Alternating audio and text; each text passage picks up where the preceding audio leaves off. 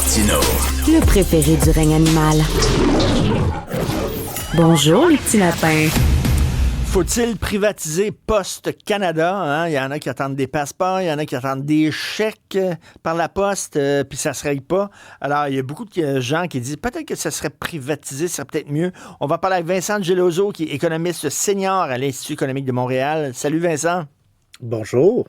Tu avais co-écrit avec Yuri Chassin un rapport justement sur la privatisation. J'avais oublié mon co-auteur. de Poste Canada. Quels sont tes arguments, Vincent, pour privatiser Poste Canada? Très simple, parce que chaque fois que Poste Canada est en difficulté financière, c'est toujours la même solution qui est présentée, c'est-à-dire qu'on augmente les prix du timbre, on augmente le prix des services. C'est pour ça que le prix du timbre aujourd'hui est 2 fois plus élevé que quand Poste Canada a été transformé en société d'État. Et la raison qu'ils peuvent faire ça, c'est parce qu'ils ont un monopole sur la quasi-totalité du marché. Quand tu as un monopole, tu peux augmenter les prix, puis tu peux le passer au consommateur et tu peux hausser les épaules et dire c'est pas mon problème. OK, ça n'a pas toujours été public. Ça a déjà été un département, c'était un ministère avant. Donc, avant les années 80, c'était le ministère des Postes. Donc, c'était directement par l'État. Donc, il y avait un ministre en charge de ça. Depuis, c'est devenu une société de la couronne qui est gérée indépendamment du politique.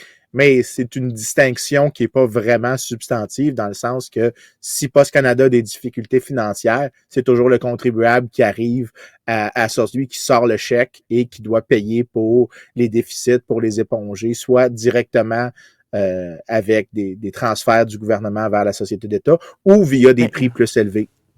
Est-ce qu'il y a des entreprises qui sont intéressées à s'occuper de ça? Parce que quand tu regardes ça, là, de moins en moins de gens utilisent Poste Canada. On n'envoie plus de lettres comme avant. Là. On envoie des courriels, etc. Tout se fait beaucoup par électronique.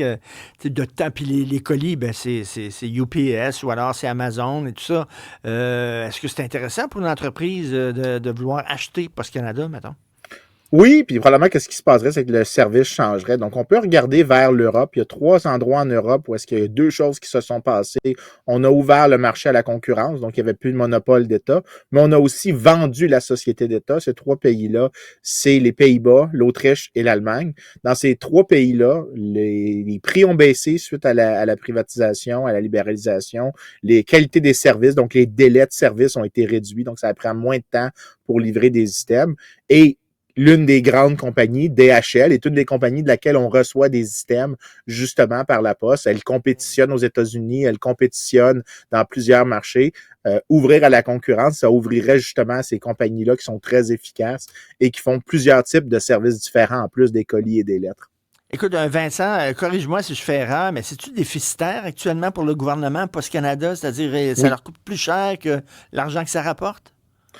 Présentement, en fait, Poste Canada a un déficit. Donc, Poste Canada a un déficit et elle l'a depuis plusieurs années avec quelques petites années où est-ce qu'ils sont dans le noir, mais généralement, ils sont dans le rouge. Et c'est quand même assez surprenant parce que Poste Canada a un statut fiscal assez unique. Il y a des exemptions qui sont offertes à Poste Canada sur plusieurs types des choses qu'ils ont. Ils ne sont pas comme une compagnie privée qui doit garder X ou Y type d'imposition. Ils ont des traitements très favorisés et aussi, éventuellement, si les solutions de faire passer la facture au consommateur en augmentant le prix du timbre ne fonctionnent pas, ben tout ce qui va devoir se passer, c'est que le gouvernement va devoir donner une beurrée d'argent et juste éponger le déficit. Donc, le contribuable, d'une manière ou d'une autre, soit via son rôle comme consommateur ou directement, puisque c'est son portefeuille qu'on prend, c'est lui qui se retrouve à payer d'une manière ou d'une autre pour l'imperformance de Poste Canada. Mais là, si le gouvernement fédéral est prêt à renflouer Poste Canada là, pour le maintenir en vie, là, une entreprise privée ne ferait pas ça. Une entreprise privée n'est pas là pour perdre de l'argent, elle est là pour gagner de l'argent. Donc, c'est sûr et certain, si ça devient privé, ça va coûter plus cher. Là. Envoyer coller des lettres. Là. Non, parce qu'au final, justement, ce qu'on voit, un des effets qui vient avec la concurrence. Donc, si on libéralise et on privatise en même temps, les expériences internationales nous ont montré que ça amène à une baisse des prix pour les consommateurs et en plus une baisse du fardeau fiscal, justement, parce que c'est plus le contribuable qui est demandé de contribuer à éponger les déficits des sociétés postales. Donc, l'exemple des 3 pays européens que je mentionne est très, très probant. Il est très clair que les consommateurs sont gagnants. En fait, même aujourd'hui, ce sont les pays en Europe où est-ce qu'il y a des tendances complètement différentes parce qu'ils ont fait la double couronne, si vous voulez, la privatisation et la libéralisation, les deux ensemble, les consommateurs sont très clairement gagnants. Il y a même une tonne d'articles scientifiques qui montrent ça. Faire un ou l'autre, ça marche pas aussi bien, mais faire les deux, c'est comme aller au restaurant puis d'avoir un repas payé par le cuisinier. Et écoute, c'est que c'est un rôle psychologique quasiment post-Canada. Tu sais, c'est le Canada, là, tu sais, c'est comme ça représente le Canada comme la monnaie royale canadienne. T'imagines-tu si on privatisait la monnaie royale canadienne? Fait que c'est ça peut-être qui fait que peut-être qu'il y a plusieurs Canadiens qui seraient réticents là, parce que il y a comme un attachement psychologique à post-Canada, puis tu vois le drapeau du Canada, c'est timbre et tout ça. Là.